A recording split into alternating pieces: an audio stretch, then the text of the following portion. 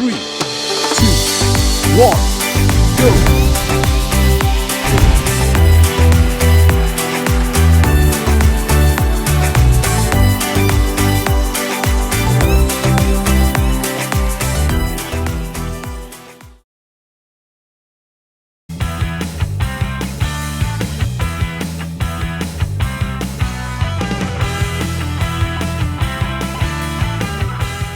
Great stuff. So what we're going to do tonight is really awesome. We're going to be talking about how to create curiosity posts on social media.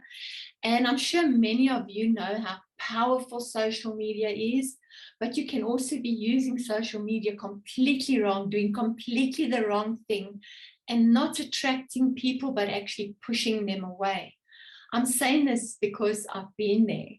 And I now notice all the mistakes that I made in a previous network before, doing exactly what I'm going to teach you not to do tonight as well. So make sure that you've got a pen, you've got paper, and you're taking down some notes, because tonight's going to be really awesome. Okay. Social media is powerful, but let's not make the mistakes that most people make. What is it that really creates curiosity? And why would we want to create curiosity posts? What is the ultimate reason you are actually posting? So you need to ask yourself that particular reason. So number one, we want to attract people. That is why you want to create a curiosity post. You want to attract their attention. And I'm not necessarily meaning you have to post every single post that you post about your business. You don't do that. Because if every single post that you post is about your business, your opportunity, your products, people become so bored and half frustrated looking at your posts. So your posts have to really attract their attention. Show them your hair, what shampoo you've actually used today, and it's given a better shine to your hair, and tell them how awesome this is. And that's a story I can actually tell you, that sometimes a person uses the most expensive shampoos and it does nothing for your hair. Now, I don't know how many of you remember the shampoo and conditioner called Colgate. If you do, just put a thumbs up. Now, there's a shampoo and a conditioner called Colgate when I was a little girl, and that's all my parents used to use in my hair. Can you remember that? Well, I'm telling you, I've gone back to that shampoo. I love it. But they've now called it Palm Olive for some reason. It's moved to Colgate Palm Olive, but the same bottle, the same smell, and I just absolutely love it. And yeah, so that's something, a story you can share on social media. See what I mean about attracting some attention? We want them to reach out to us. That's the other purpose. Because what does it help you posting, but nobody's reaching out to you? So the second reason you actually creating a curiosity post is to attract their attention and then to get them to reach out to you. The third reason is when we like, love, and comment other people's posts, then or they also comment, like, or love our post, immediately we need to react. Because when you react and connect with those people, first of all, it does something to the algorithms in Facebook, which will put your post in front of a lot more people than before. And secondly, those people start recognizing you, and they start seeing, okay, well, Jane actually showing a little bit of interest with my post. I would like to show her more, so, and I'm going to look what she starts posting so that I can give her back some love. And that is what happens. The other reason why we create curiosity posts is we turn leads into prospects. So perhaps it was just a lead because they liked your shampoo story, but it gives you an opportunity to connect with them, to turn that lead into a prospect. Then ultimately at the end, we want to be able to take those leads and convert them into sales for whichever company you're with, whichever product you're selling, whichever thing you are promoting. And all of you realize, more so than ever before, that you need multiple streams of income. Maybe you've got a 9-to-5 job. Maybe you've got an extra crypto blockchain running. Maybe you've got investments. Perhaps you selling a couple of products on the sideline, making a few extra rands every day because of those products. But whatever it is, just make sure that you always creating valuable content and creating curiosity. Now, before we actually go on to talking about magnet attraction, I want to explain the 80-20% rule. Now, 80% of the time, you should be talking about other things, creating attraction. 20% only, you should be talking about your business opportunity. The reason being because the more followers you get, the more people that like your posts, the more people are going to be looking at your posts. But if you're going to turn it around and 80% you're always talking about business, they're going to be bored with you and they're not going to connect with you. So if that makes sense to you. So how do we become a magnet attraction? You need to build your business and attract people to you instead of chasing them away from you. So I'm going to mention 10 things tonight. And the first thing is, don't become a spammy Sammy. Most people like spamming people. They spam their inboxes, they spam their messenger, they spam them all over the show. When you become a spammer, you start getting blocked and you also start getting recognized as a spammer by Facebook, especially if you're taking one message and copying that message over and over to different people. If you're spamming people, please don't do that. Instead, you want to engage with people. You want to engage with their interests. You want to engage with your stories and promote things that you're doing, your lifestyle, and that type of thing, so that people can actually become interested in you and build up a relationship with you, the person you are. Number 2, don't ever use company names or company products. So if you're going to be talking about a specific product, you want to cover the name of the product, mention the product in your hand if you have to, or mention what the product does for you if you need to, but don't mention the company. So many people are just mentioning the company that they actually think they are the company, okay? And that's one of the biggest mistakes, and I'm sure you've seen on social media how many people do this. I did it in my previous network. I used to talk about the products all the time instead of talking about what the product does for me. So this morning I've put this to the test again, and I spoke about an amazing product that I really do have every single day. And I said to people, I have this amazing product that I use every single day. It creates mental alertness. It helps for depression. It helps for anxiety, for stress. It helps anybody with hyperactivity. It even helps people that's writing exams to concentrate better. It's a natural product and you only need a half a teaspoon in some water and it gives you all this change. Isn't this amazing? Contact me if you need some more details. Did I mention the company? No. Did I mention the product? No. Can they go and Google for it? No, because they haven't got a cooking clue what I'm using. A half a teaspoon of what? Could be cinnamon. You understand what I'm saying? So contact me. That's what you want. You want to attract their attention. You want them to actually reach out to you. But if I had to go ahead and say, I am from ABC and I use XYZ for mental alertness, guess what's going to happen?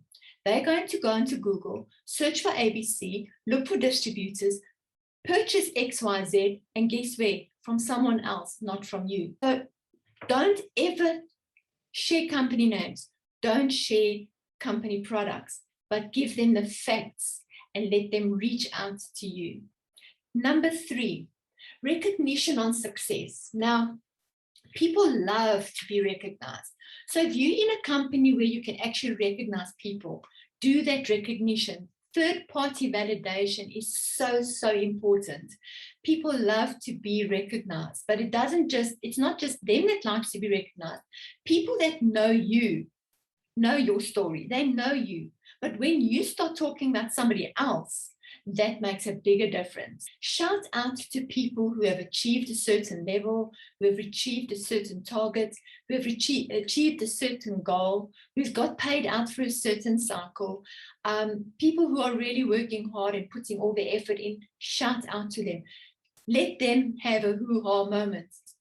Our 4th one is gratitude. and motivational posts.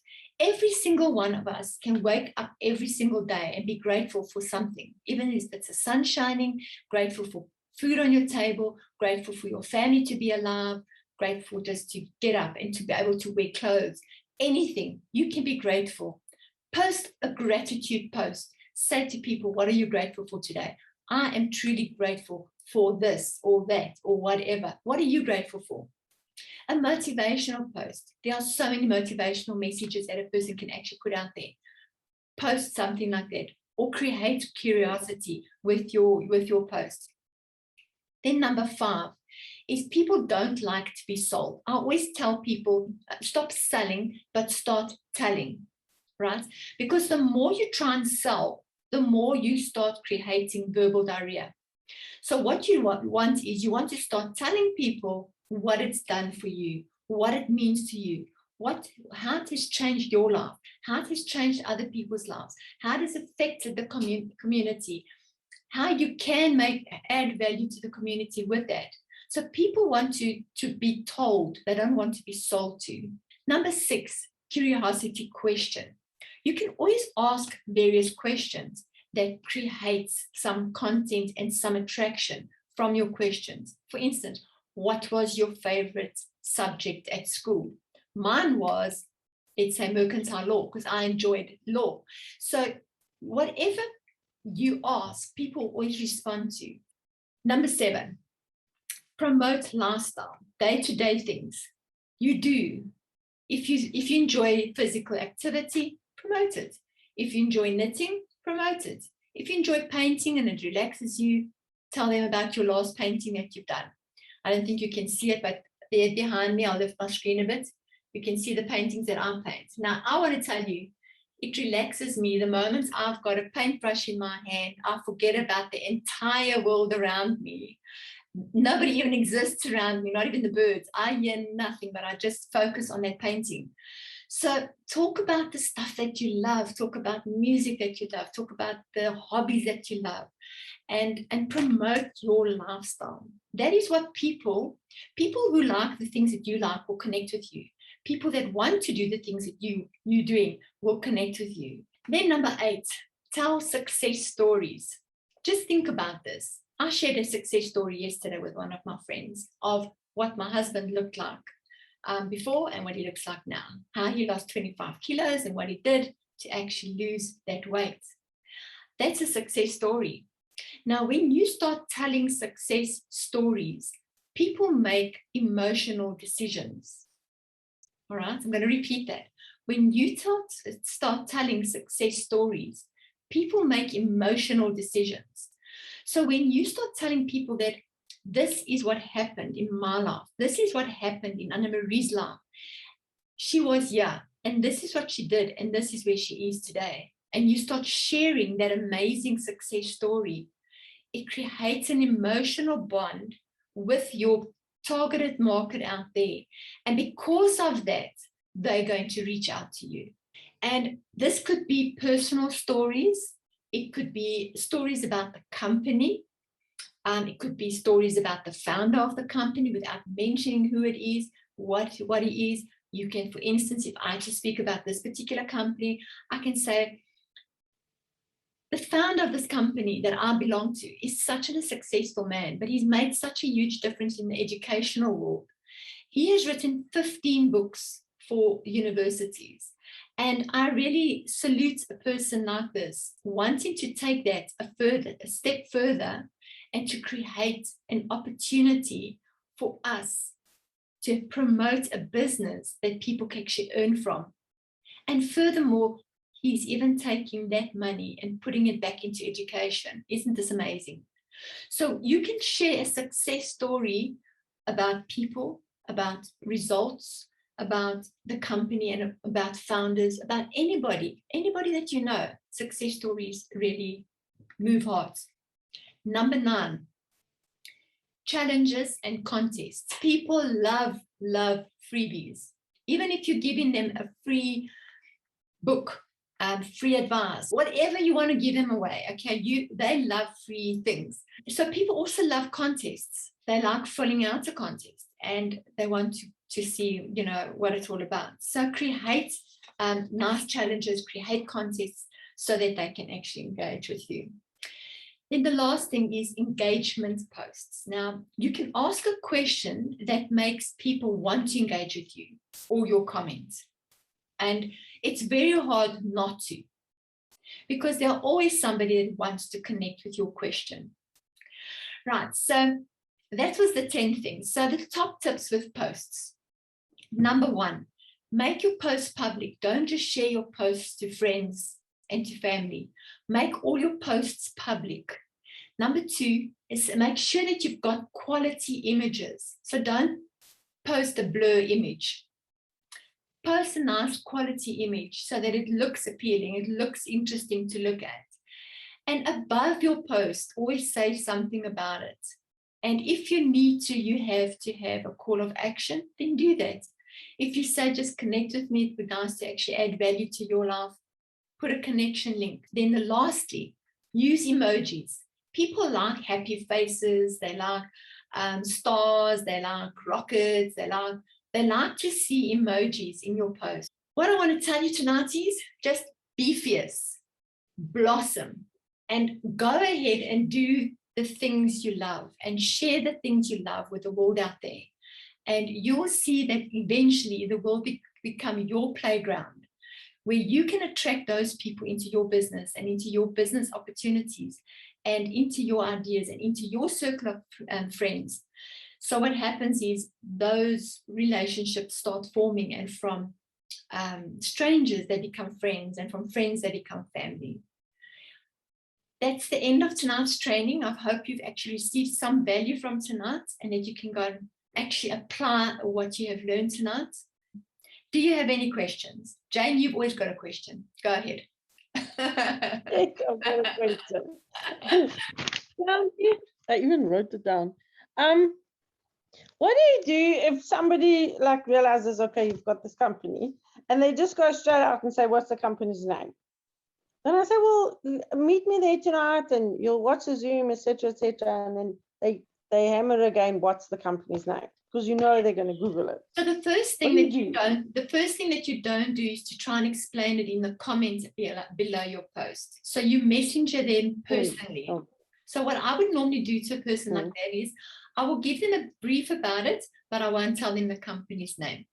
I will just say to them, I would like you to actually have a look at the presentation. Before giving you the company's name, it is important for you to know that a visual presentation is important so that you can actually understand it. Had I given you the company's name, you're not going to bother looking at the presentation. I'm upfront with them, straight up with them. You just say to them, I'm not giving you the company's name because I need you to look at the presentation, to have a look at the visual of the presentation to understand it better. Thank you. Anything else?